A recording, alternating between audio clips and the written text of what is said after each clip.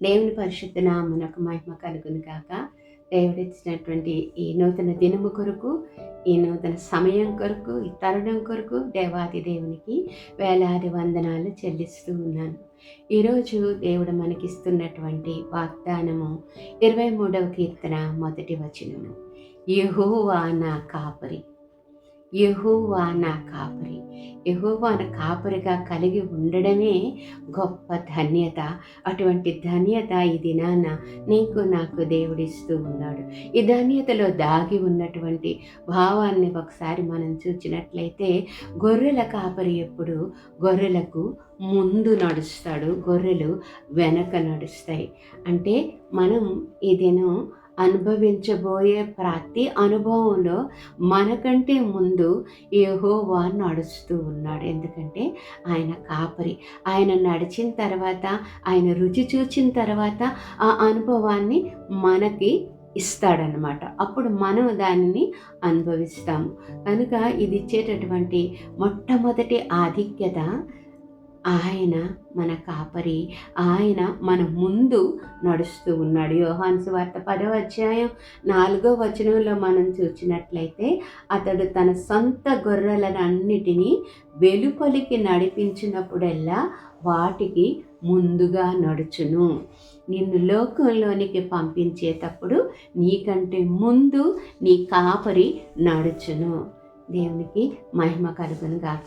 రెండవది, నువ్వు వెళ్ళబోయే మార్గంలో నీకు ఏమి ఎదురవుతుందో నీకు తెలియదు, నీకు అర్థం కాదు. కానీ ఒక్కటి తెలుసు, నీ ముందు నడుస్తున్నవాడు నీ కాపరి.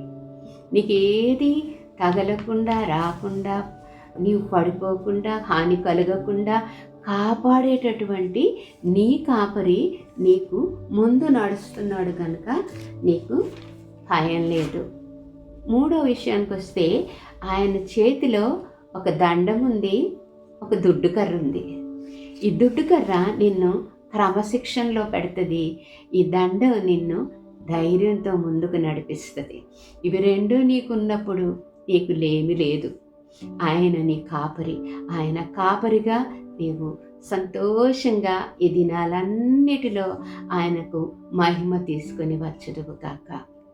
పరిశుద్ధుడు అయిన మా పరలోక ప్రియ తండ్రి, నా గొప్ప కాపరి, నీకు వందనాలు, స్తోత్రాలు. అవును ప్రభా, మేము అనుభవిస్తూ ఉన్న ఏ అనుభవం కూడా తండ్రి నీవు రుచి చూడకుండా మాకు ఇవ్వలేదు.